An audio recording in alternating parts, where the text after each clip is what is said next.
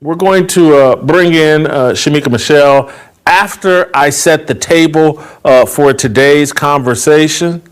It's about Black History Month and why I believe Black History Month is a myth and is something that is being used to divide us. It's very divisive. That I have clearly not always believed that as a young person and even as an adult. I thought Black History Month was necessary, and then I probably moved to harmless, to now I have moved to, no, it's divisive, it's anti unity, it's promotion of an idol, skin color being that idol. And that American history covers Black history when told properly.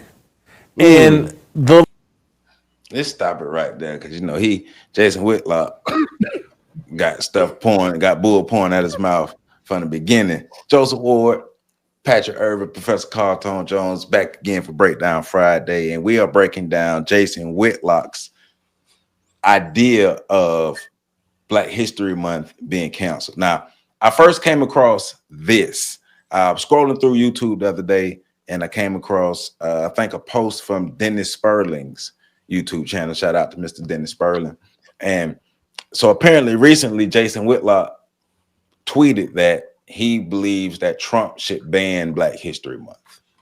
And so after I read that tweet, I went to YouTube and I went back to YouTube and I searched for a video because I figured Jason Whitlock had to talk about it. Now, this is a video from a year ago of Jason Whitlock giving what he believes as a sound reason, emphasis on what he believes as a sound reason why Black History Month should be banned. He's already saying it's a myth, it's divisive, and it promotes Black skin color as like in a superiority complex. But before we get deep into this thing, y'all remember to like this video, comment, subscribe, share this video. That way, more people can see what we have going on the Shows with Giants. More people can support myself, Professor Carlton Jones, Patrick Irvin. And with that being said, make sure after this, you go check out FatLifeStation.com. FatLifeStation.com. The link is in the description. Go check it out. Also, on your free time, and matter of fact, after you do this, listen to PC, then go to thepax.org. Bam. You're going to be good for the day. You're going to be good for the day. So remember that. Like this video, comment, share, subscribe. And remember, there are ways to support the three of us in the description. So please support us, because all your support go back to our community engagement and our community empowerment. So jump back on Jason Whitlock. So Jason Whitlock, of course, if you don't know who he is, Jason Whitlock is a sportscaster. I believe he's worked on ESPN and Fox, and he's been ousted pretty much everywhere he's gone. He's like a male Amanda Seals. He's like a male Amanda Seals. And everywhere he goes, it just leaves a trail of boo-boo everywhere, because that's just what he's made of. He's a heart full of boo-boo.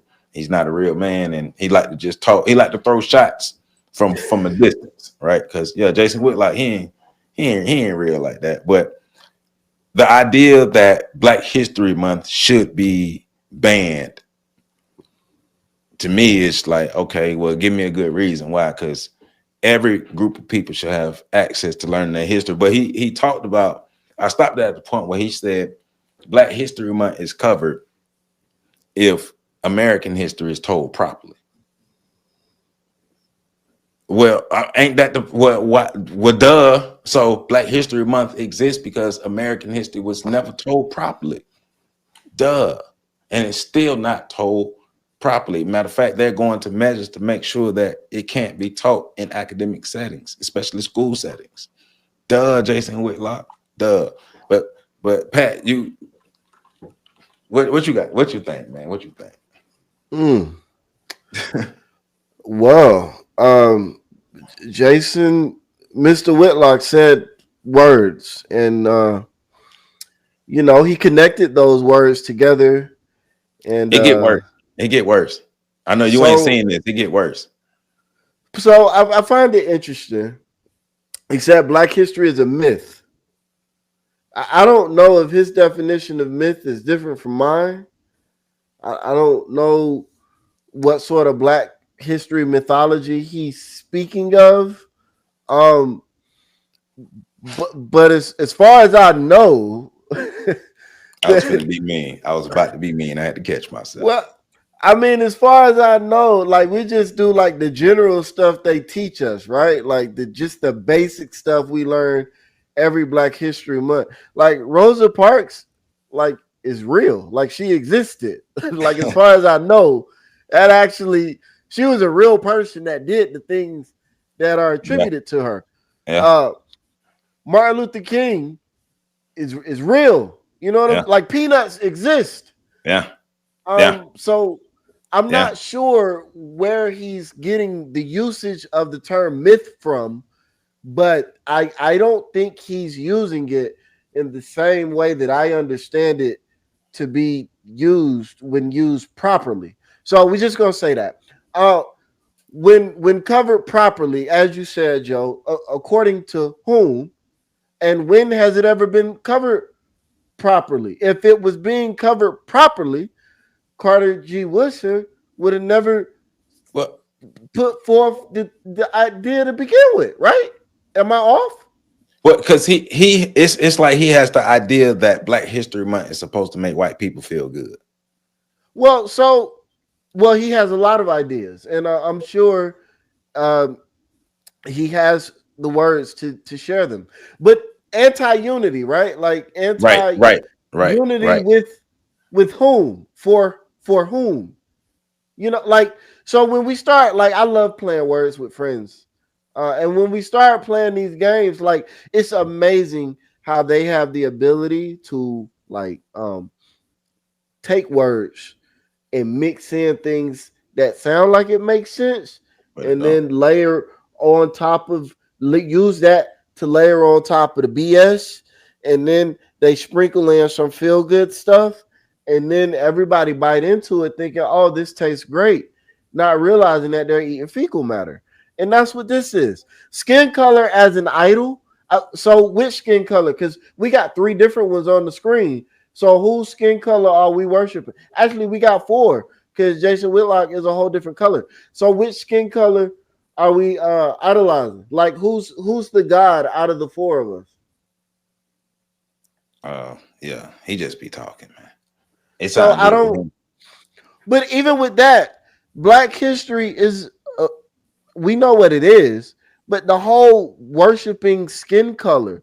Well, White Zaddy did that. Well, the NPC jump in at any time, my brother, because this ain't gonna be the same structured way. Because we talking right now, but there's a skin color issue in America because of racism. There's a skin color issue in the world because of racism. Wait, wasn't he just talking about some butter? What is it? Peanut butter breast? Yes, he was. Yes, he was. And then Black history is a myth. Black history is a myth, and skin color, and like, but he's not serious because he's wearing a brown shirt right now. But I mean, first of all, shout out to his camera. That is a clear picture. Oh yeah, that's crystal. That's a clear. They must got like the 4K. What is it? What are they called? The red cameras or something like that.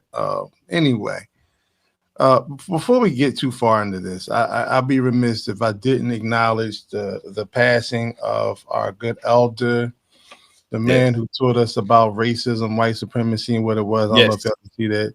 Elder Nelly Fuller, gave us the compensatory counter-racist code book. He was actually the code breaker that Dr. Frances Cress Welsing was looking for in her everlasting journey to identify racism, white supremacy.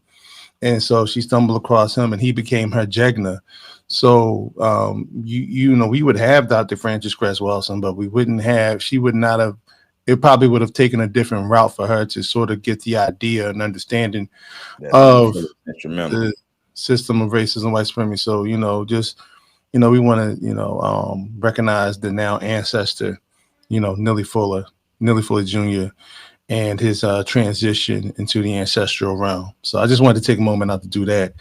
But getting back to this Black History Month PMS, I don't get the whole notion of, like, I mean, y'all broke it down plain. If Black history was actually being taught, there would have been no need for Dr. Carter G. Woodson or, you know, the Omegas on the campus of Chicago, Illinois, or Chicago University back in 1924 to even start celebrating Negro History Week. And if the accomplishments in the history or the lies weren't told, or the lies by omission regarding the contribution to American and world history by Black folk, then, you know, then there would have been no need, because we could have just gone to a history book. Right. To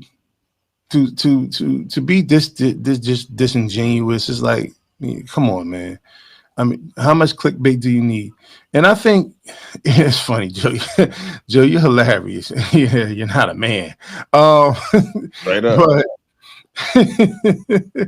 and I love the ad libs Pat was giving when he first came on. But I mean, this is clickbait, and I understand when you try to, you know, because we've got people in the so-called conscious community do that, and they created enemies, and they believe that would drive their numbers up. And so if there's some people who believe that there's no such thing as bad publicity, but it is a such thing as people not taking you seriously. And when you make statements and claims like this, and then you do it in a way that it looks like you're clearing the path to eradicate white guilt, then I'm calling this a verge of separation. No, separation was separating us from actual history to begin with. That was the real racism. That was what was causing the problems, separating us from the history that we diligently were a part of. We shouldn't be passionate about learning about ourselves because it don't make white people feel good. And Jason Whitlock is in the business of making white people feel good. Well, you need to get those pink nuts off his chin if that's the case, because he is slurping. This whole and this whole thing, and I'm not gonna speak, but this whole thing about trying to be the Negro that sets Black people straight on how uncomfortable we make white folk feel. I think these are some of the things that cause other people to refer to you as a sellout, because I don't go, like, forget Tim Wise for a second. And Tim Wise has his boundaries. Tim Wise damn sure don't believe in reparations for Black folk or Black people coming out ahead in life. But there's not a parade of white folk running to the front of the audience or to the front of the staircases and screaming out that the injustices of racism, white supremacy have derailed the progress of Black people and is creating an everlasting and ever increasing gap in terms of wealth and access to wealth and prosperity in America. You don't see a large group of that. You see a large group of that of white folks telling Black people to get out and get it on your own, and we're no longer. I never sold slaves. I never owned slaves, and then you get that disingenuous conversation from the majority of the white populace that speaks to these things. So it really doesn't do us a service to continue to even entertain folks like this. Now, they are dangerous. Yeah. Because white folks will use them as folly to hide behind while they do their dirt towards us. And then what they'll do is, well, they will show this video and say, see, Black folks, this is what we've been talking about. At least we have one Black person with common sense. And they'll pull Jason Whitlock up. And I don't know whether he's doing it for sponsorship or what, keeping up appearances. But this type of stuff is getting old. I mean, who was the guy out in LA? Larry Elder Yeah, made tap a whole dance. career out. Yeah, make a whole career out of this. What's the old brother that's a pastor? Shit, I wish I could remember his name. But It's a whole bunch of those people, those black people, supposed black conservatives who are in this lane who every time they get a chance to crap on black people, they do, and they tackle and they go after the low hanging fruit. yeah, and see, and then the funny part is we get called sellouts and and because we hold black people accountable. Now, see, juxtapose us to this guy here. Now, do you really understand, black folk, that we have your best interest at heart when we start talking about things we need to do better? Look at because this is your alternative in terms of, because we don't pander, we'll never pander. Panders don't care. Take the panda bear somewhere else. But this is what is created when people want feel good news and things of that nature, and then you recognize, and somebody recognizes that if I play the opposition to that, I can create a cash cow. So now it gets worse. Listen, we're gonna let it run for a minute because it gets worse because he got to get into it. Left and progressive have used Black History Month to convince black people that our history and our narrative and our role in American society is to be a victim. Our history is actually the oppression that we face, not the accomplishments and or contributions. I want to address what he just said real quick about the whole concept of Black history being about victimhood.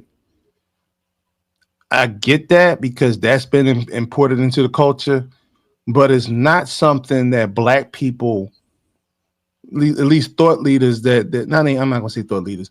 That's not something that black people did without white corporate sponsorship for those messages.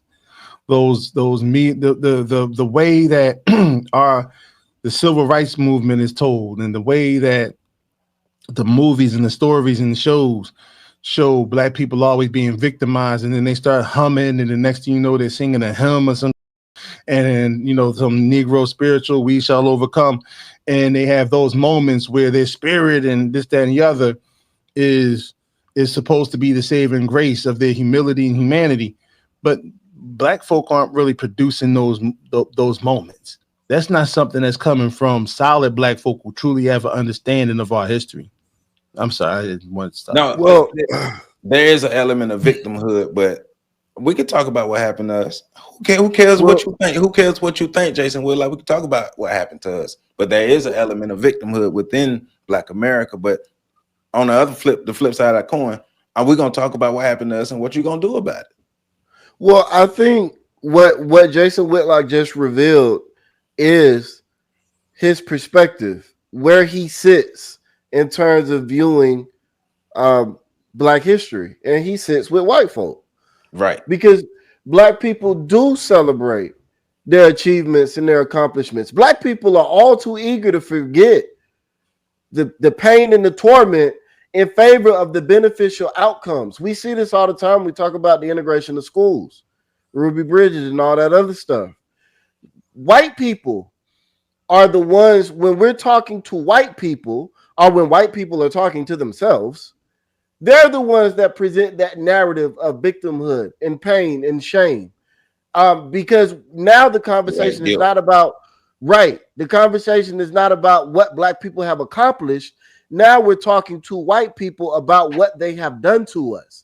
And so if you view Black history through that lens, then to me, that lets me know what side you're sitting on. You're not sitting on the side of black folk who look at Black history and see a bunch of achievements and accomplishments. You're sitting aside white folks who look at Black history and feel ashamed and guilty for all of the things that you've done to us. And yes, I say you, because in this sense, when you position it like that, you're saying that you sit with them. And yes, Kendrick Lamar was right. There is a us and a them, and they not like us. He's simping for white people. It get worse, though. It get worse. contributions that we have made. Black History Month is not a celebration of the great contributions Frederick Douglass, Booker T. Washington, or even a Martin Luther King made to American society. Black History Month is a chance for people to run around and pretend like, oh, I can't believe this or that person did X, Y, and Z on the third day of Black History Month or in the middle of Black History Month.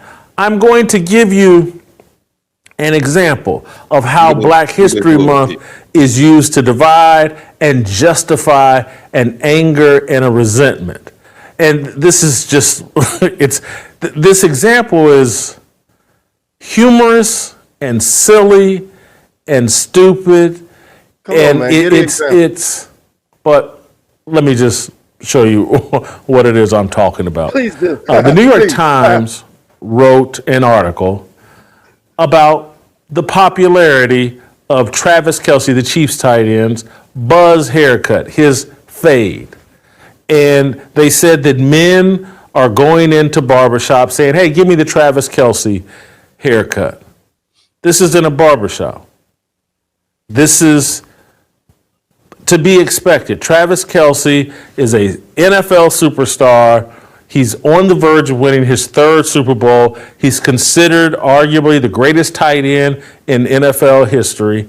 And he's dating the biggest pop star on the planet at the moment, Taylor Swift. And so it should not be surprising that white boys around America are saying, man, let me get the look that Travis Kelce's got. Travis Kelce's hooked up with Taylor Swift. He's a football icon. He's, this is why they got Travis Kelce out here promoting the vaccine and the jab, because they feel like he can influence American men to take the vaccine or the jab. Well, Jason And Whitlock, they would point to the fact that Say it again. Yeah. Jason Whitlock looked like he's rocking the Travis Kelce cut. he rocking the Fat Albert, but okay, but it get worse. It get worse. What? Oh, Travis Kelce's haircut has become popular with white dudes, and they're now going to the barbershop and asking for the Travis Kelce haircut. Get me a fade. New York Times, an organization I don't care much for, every reason to write this story. No. It's a nice little fun, harmless story.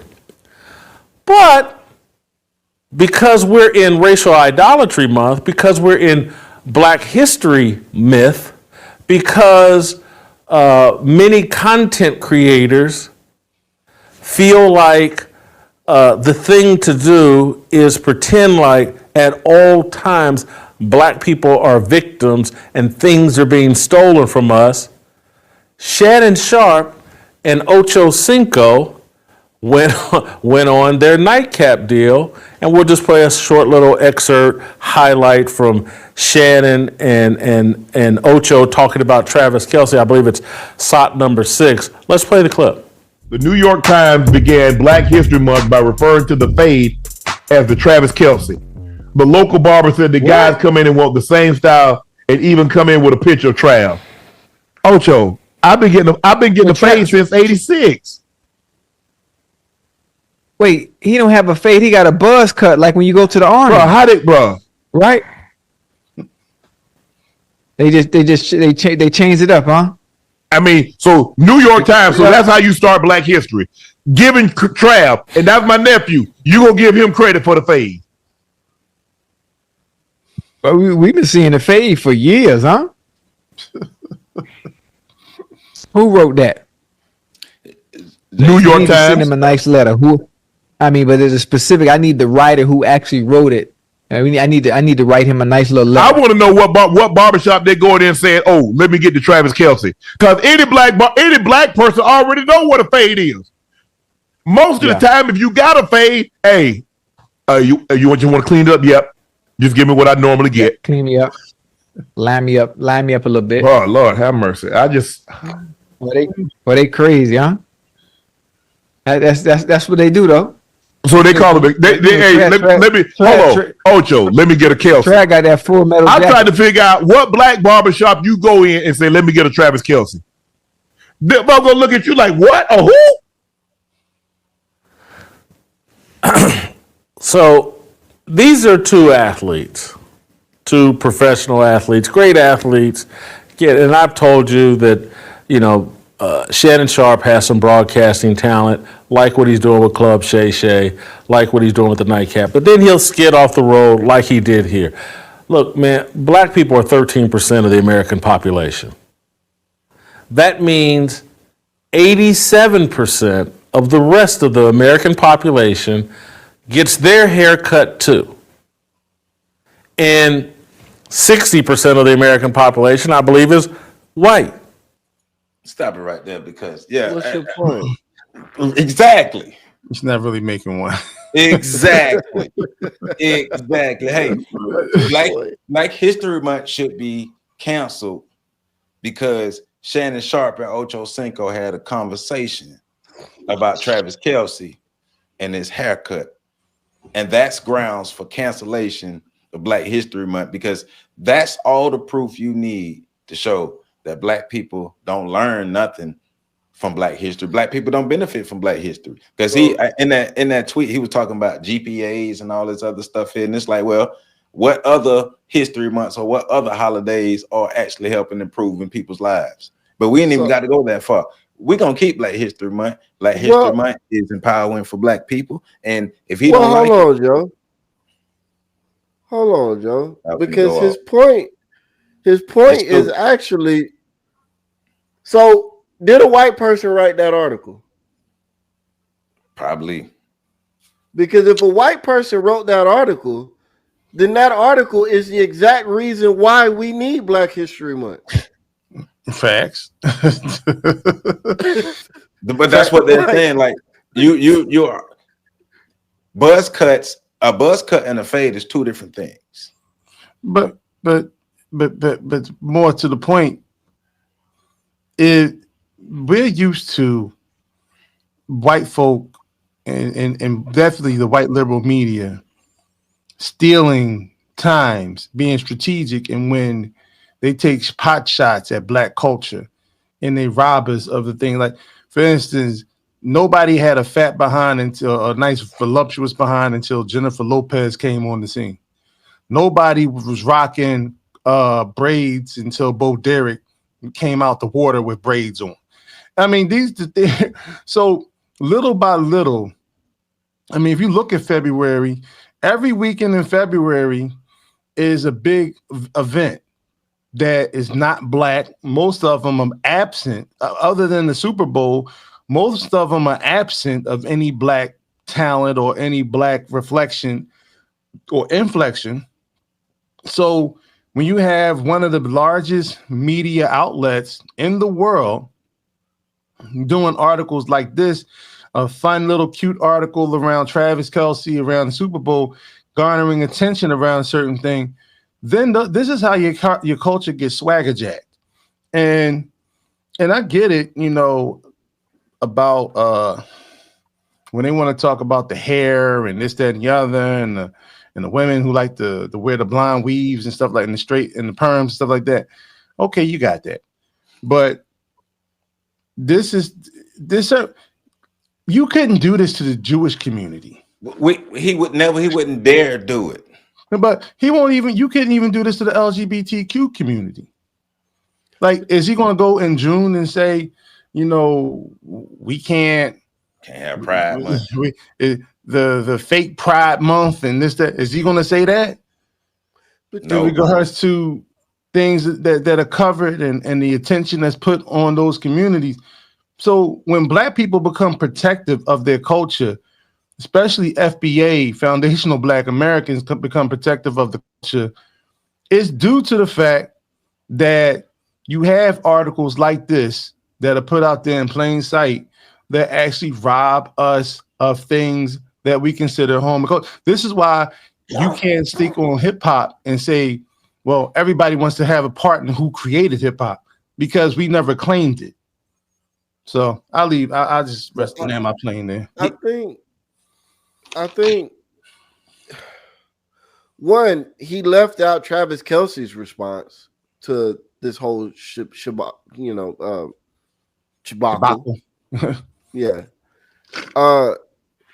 Because Travis Kelce was, I believe he was actually asked about his haircut in an interview. Yeah. And, he made a comment even then, like, yo, like, what are y'all trying to do? Like, Yeah, bruh, he did. Mhm. I didn't invent the fade. He pushed back on it. So, but this is how rock and roll became white. Mm-hmm. Like, slowly, over time, you start to forget. And so, for me, it becomes interesting, too, because this was, like, what was it? A couple months ago, they were talking about the black girlfriend effect. Mm-hmm. Yes. Yep. But And we noted, go ahead, Joe. he's telling us to shut up and take it. Shut up, black people, shut up and take it because white people don't like it. And yes, your history is going to be taken away from you. So what? That's what white people like. So stop doing things white people don't like. And that's what I'm getting at. Like, his own arguments turned themselves inside out. And they further prove why there is a heritage month for cultures that are not recognized, in particular, black culture, that is not recognized. Like, this is why we have these months. Even to that, if I'm a young white dude in lower income in the hood and whatnot, white dudes in the hood been getting fades for decades. Right. Mm-hmm. I'm still like, yo, like, what? The Travis Kelce. I know white dudes been getting fades since before Travis Kelce was born. Then Jason Williams that played basketball, didn't he have a fade? At one point, called a white chocolate. White chocolate. At one point, hell, Jason Kidd had a fade at one point. Like, look, the military in the 1930s and 40s was giving out fades. Like, what are we doing? The American government is giving out fades. What are we doing right now? It doesn't make sense. But again, this isn't about the haircut. Right. This is about him saying we don't need black history. And using that as an example. And then using an example of why black history needs to be protected as a reason for why we need to ignore it and pretend like it doesn't exist. Jake, I gotta believe that he's trolling right now. I don't believe he's he's genuine. No. He's not trolling, he's slurping. He's definitely doing tricks. He's on his knees, hands behind his back. Yeah, he's definitely doing tricks. But I gotta believe hands free. Wild turkey. What? Because this network he's on, he's clearly slurping the people that's on this network. Because I'm just saying, Joe, I gotta believe it's intentional. Yeah, that's what I'm saying. It is intentional, but for me, it's like it's not a troll. It's an intentional pull my pants down and take a boo boo on Black America and hope white man looking and hope is this a good one? Is this a good one? Is this a good one? That's him. Well, so there's some people who are naturally contrarian. Some people think they're smarter than everybody else, and I think Jason Whitlock falls in that category of thinking he's smarter than everybody else, being ahead of the curve. But the one thing the one part of this conversation that's being left out is understanding what racial politics is, and understanding the need to protect your own group, the integrity of it, the image of it, and to defend it. And I think sometimes we do have an issue with the worst parts of the culture being defended more so than everything else.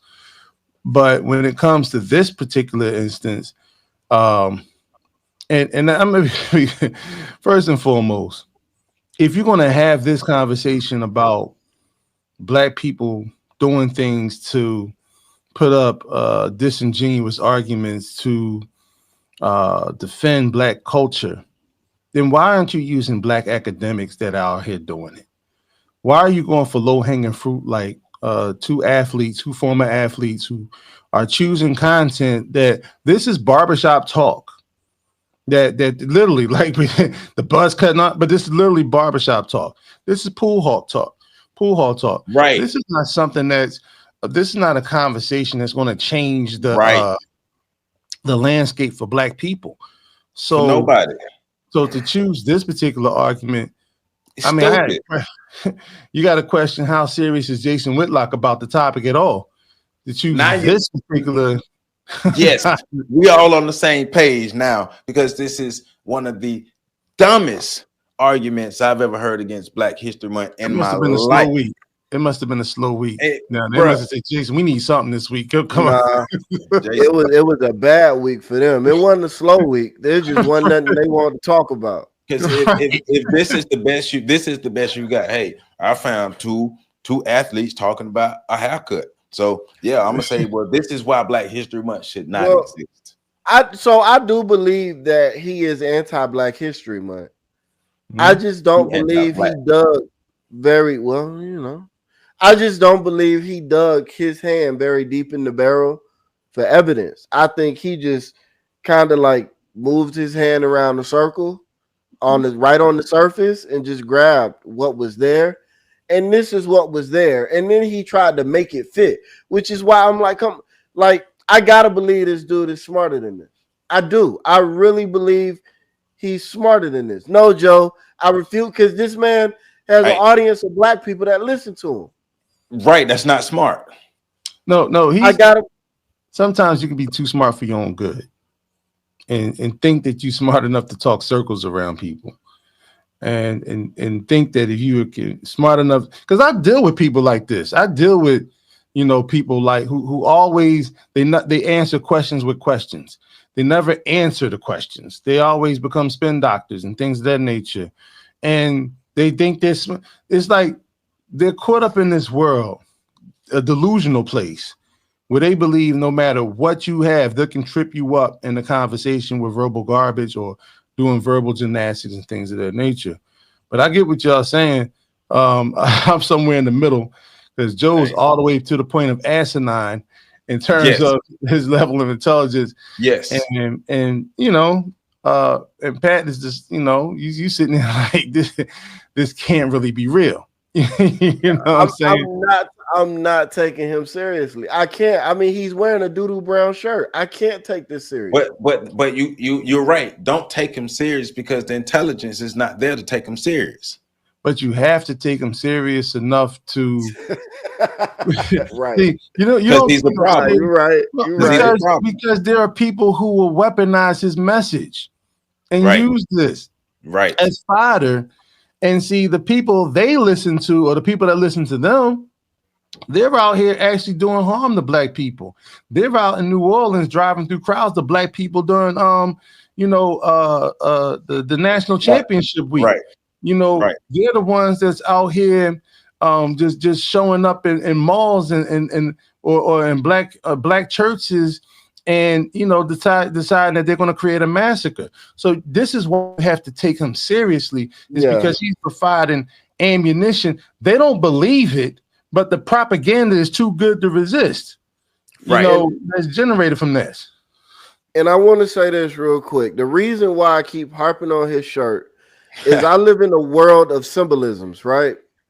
Mm-hmm. And so in the world I live in, it's not outside of bounds for me to wear a doo-doo brown shirt while I'm on you as a double entendre. Yeah. Well, I'll tell you what, the buttons are funny on that shirt. And it was also his never mind, I ain't gonna be I want to make that clear. I'm not even talking about his style or anything like that. You do your thing, man. You like it, I love it, whatever. I'm purely talking about the world I live in. Like, everything becomes a message. And so I'm like, all right, he's dumping on us, and he's wearing, he's okay. I get it. With the red mic and all, I get it. Okay, bro, I see you. Because you can't be real. But he's wearing a layer cake shirt. Hey, but guess what? It get worse. Yeah, it do. And white men get their haircuts too. And they've been getting a fade and a buzz cut 1920s, 30s. The military, I believe, started instituting the buzz cut, the fade in the 1930s or 40s. And so we have Shannon Sharpe. And again, this is the cosplay that we're baited into, and we use Black History Month as the justification. Bruh, can you believe this? Oh, I can't believe. Oh, yeah, to add, he's also jealous of Shannon Sharpe because Shannon Sharpe is way more successful than he could ever be. So, Oh yeah, that's clear.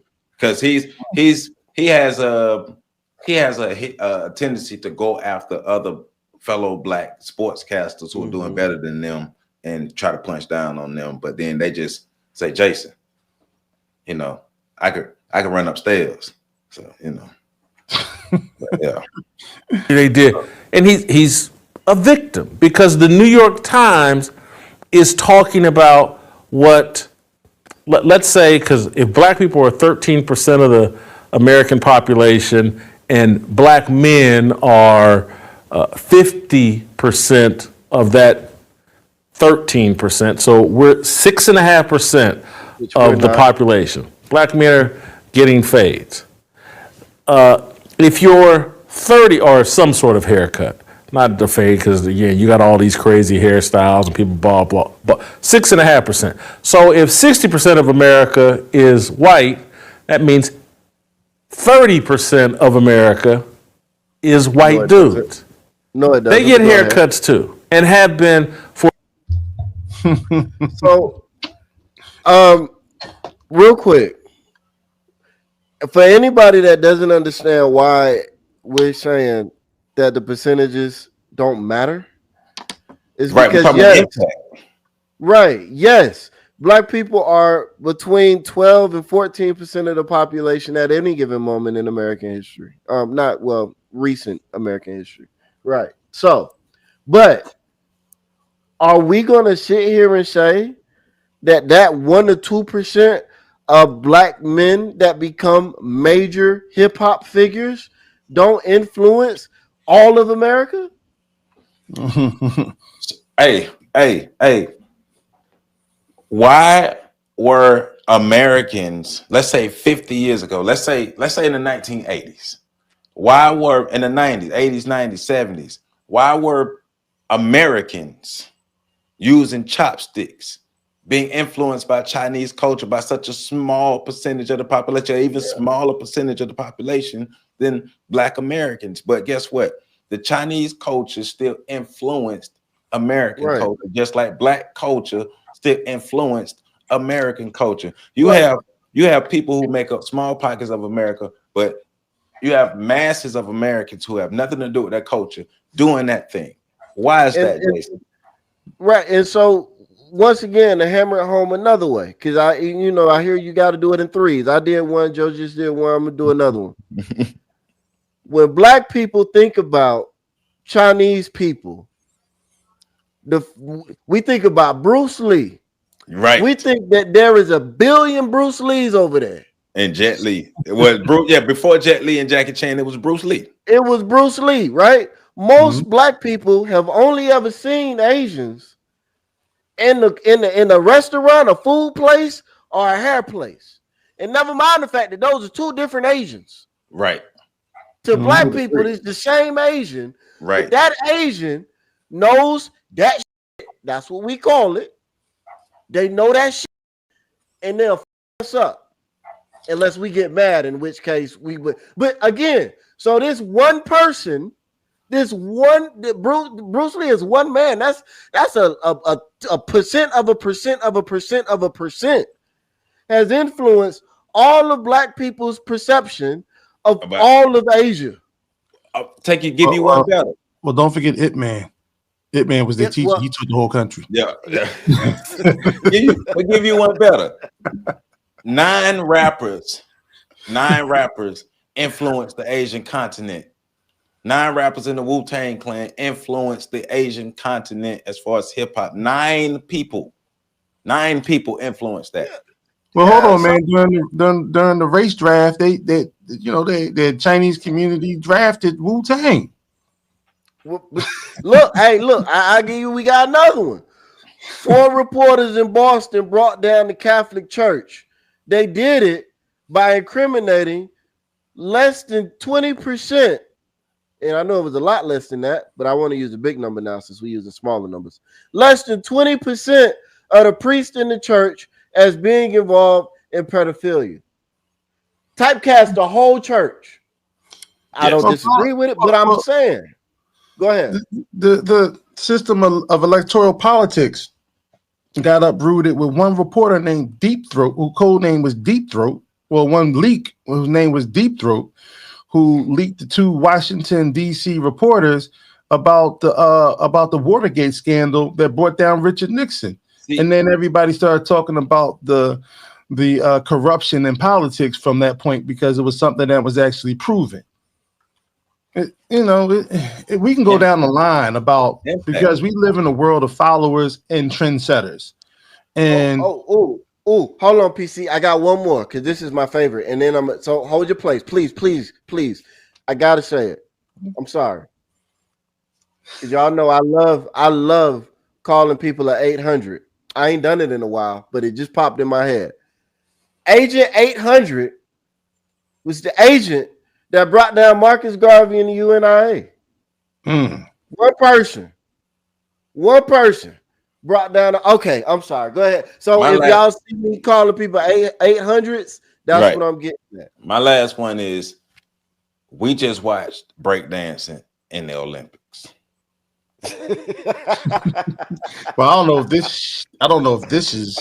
Well, I mean, it was supposed to be, but the fact that breakdancing itself is an Olympic event is impact, Jason. Impact. Hold on, bro.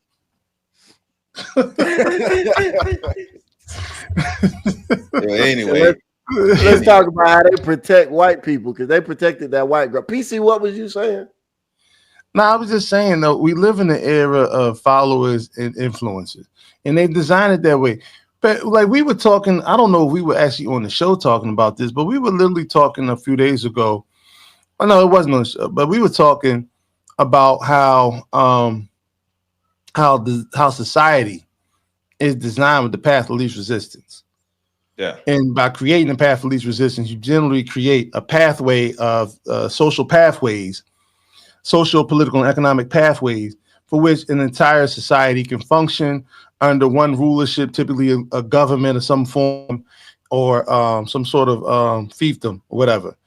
And that's the world we live in. So the influence of the few impacts the many.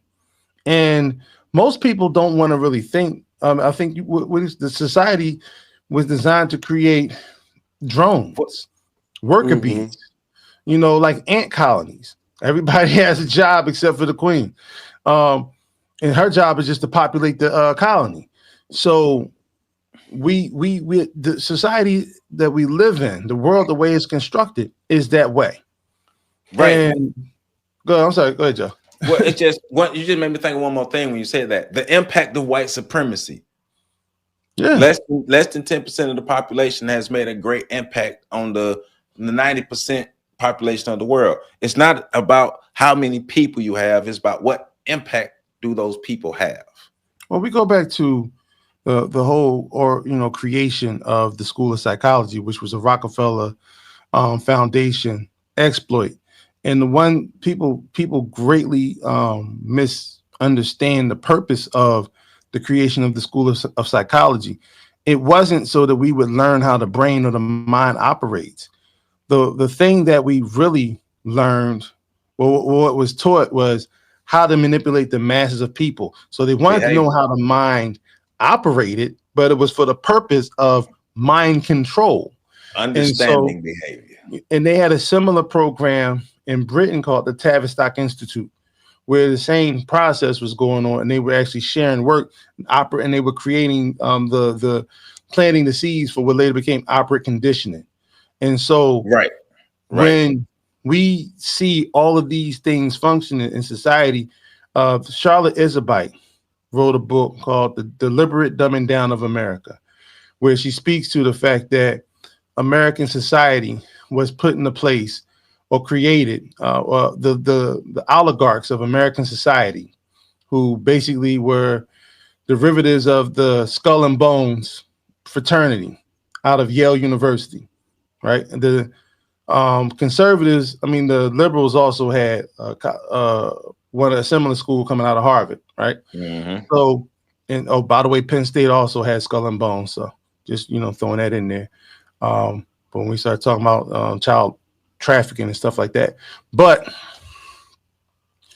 the whole purpose of her book was to talk about how the whole education system, the National Department of Education, was created so that they could literally have access to our children to create mindless worker bees who will, especially the public school systems.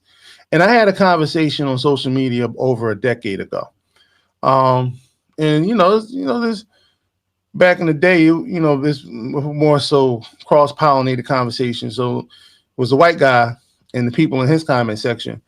And I was challenging them because they were speaking about how factual science was. And I literally brought up an example that proved that a lot of science is best guess.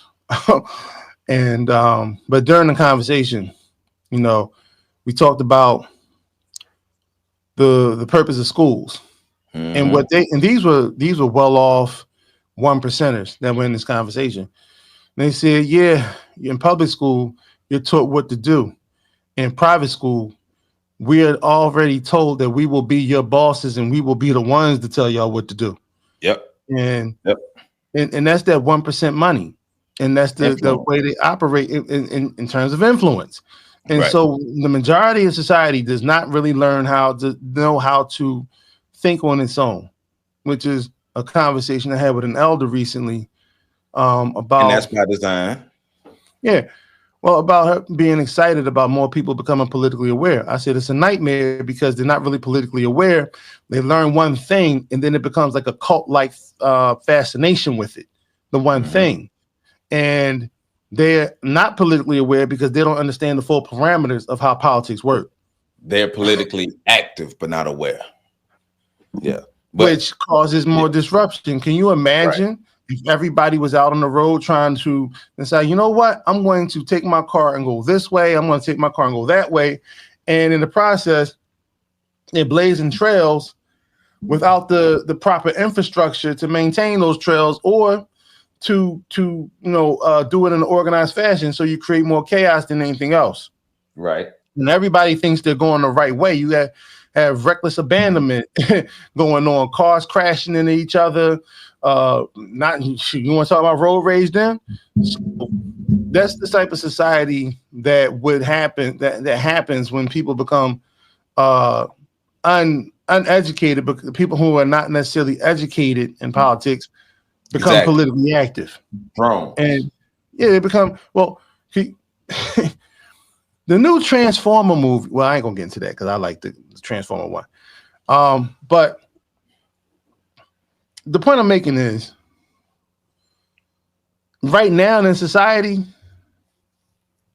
there would have to be a progression in terms of educating the masses to the point where they're old enough, mature enough to actually make good decisions based on their understanding of what real politics is and how it operates. Yeah. Not just the 3 months before an election cycle. Yeah. So, and I know we wind off the beaten path here, but we're talking about being mindless though, and that's because that's what he is. This mindless rambling is speaking to mindless people, but it reminds me of 1984 because you're talking about the mind control. You're talking about the social engineering, making people drones, making them robots. So we just react. We don't think. There's no critical thinking. There's no processing. We're just going to react and put somebody like him and have him say the dumb stuff he's saying so people can react. And it happens for both sides. But it get worse. It get worse. And I don't know what happened with Pat. We lost Pat. We're trying to get him back though. For as long as we've been getting haircuts. And to run around and pretend like someone invented, black, white, whomever, invented some sort of haircut and that somehow if someone else references that haircut, you're stealing credit from black people. Is that really important? Is that really connected to black history? The fade haircut? Should that be taught in some school? Are we that shallow and stupid? But this is the kind of idolatry and division and false emotions and cosplay that Black History Month promotes. This is why racial idolatry, why idolatry is not bullshit. Nobody anywhere is, well, let me teach you about Black History Month. Well, let's start with the fade, because that's what Black history starts. Jason Whitlock, shut the hell up. You have never went anywhere and learned anything about Black history, and they started with something crazy like that. You're lying and you're pandering. We see you. We're looking at you lying. You're talking to, and then you're gonna talk to people like we've been taught Black history our whole life. Nobody's ever taught us that. But what we are talking about is Black culture and Black cultural traits and things that happen in Black culture that other people try to take credit for, because there's a history in America, but matter of fact, there's a history of Europeans taking Black people's history and their culture and the credit for the things that they created. But go ahead, Pat. Well, I just think it's funny because so nobody claimed that Black people invented the fade. What they were saying was Black people have been getting fades It's part of our culture. as part of our culture since well before Travis Kelce came. So the New York Times article and various other people were giving Travis Kelce credit for popularizing the fade. That's what Black people were pushing back on, because Travis Kelce did not popularize the fade. The fade was popularized long before he got it. Matter of fact, he got it because it was popular already. So they're pushing back on somebody taking credit for doing something, taking credit for impact away from Black people and giving it to somebody that's not Black, which is something that, as pointed out, Joe, happens regularly. So Right. I don't understand why. Well, I do understand because I think he's playing games. But you're getting mad at Black people for responding to what the white person did, and then you're accusing Black people of doing the thing that the white person did that created the response to begin with. I mean, if once again, the Black history was not being omitted, if Black credit was given, we wouldn't have to have a specific month for ourselves. If America was truly this utopian equal place that you're talking about, that you like to act like it is, you wouldn't even have to be up here pandering like you're doing. Jason Whitlock is really just reaching in his own button, pulling out whatever he can and just throwing it at the wall, and it ain't sticking. He knows what he's doing. He's doing this so white people can pat him on his head while he pull his pants down and try to take a dump on Black people. Hence his shirt. Well, What? go ahead, Pat. I'm sorry. No. Go ahead, PC. But see, he's playing games, and this is why it goes back to he's smarter than what he think, because we've had conversations about the seriousness of Black culture, right? We've had conversations about how we need to take our culture more seriously. So what he's doing is playing this game in which he's trying to illustrate that we don't take Black culture seriously, Right. by addressing matters like this, Right. but he's trying to utilize it to take a shot at Black History Month, and it's just a weak ass shot. Go ahead. I'm sorry. But no, go ahead. No, it's just like so listening to him put, like this was weak from the beginning, and it just got weaker. And he tried to see, this is when something looks good on paper, but then when you try it out, so he should have just scrapped this show. He should have scrapped this show This is not doing what he wanted it to do. If unless, like you said, he was just trolling or trying to create a situation where somebody will respond to it so he'll get some additional eyes on it. But in terms of like being some type of content that actually would be, I'm not going to call it revolutionary, but the type of content that would actually be thought provoking. Hey, fam, this ain't it. He thought he was cooking. He Nah, thought he was cooking. he be better off letting other people, like he be better off just letting people have access to his platform and letting them build it up, like other people who realize that there are people who make better content, make more sense, and they can push the product forward. You don't always have to be the logo. Yeah. But once again, him wanting white people to love him wanting to be that good pet for them, he want that pat on the top of his head. I'm just gonna pick the lowest hanging fruit I could find, because later on in it, he's talking about something with Jay-Z and Beyonce. So his 2 points in why Black History Month shouldn't exist is because Shannon Sharp and Ocho Cinco had this conversation about the haircut, and it was something in reference to Jay-Z and Beyonce.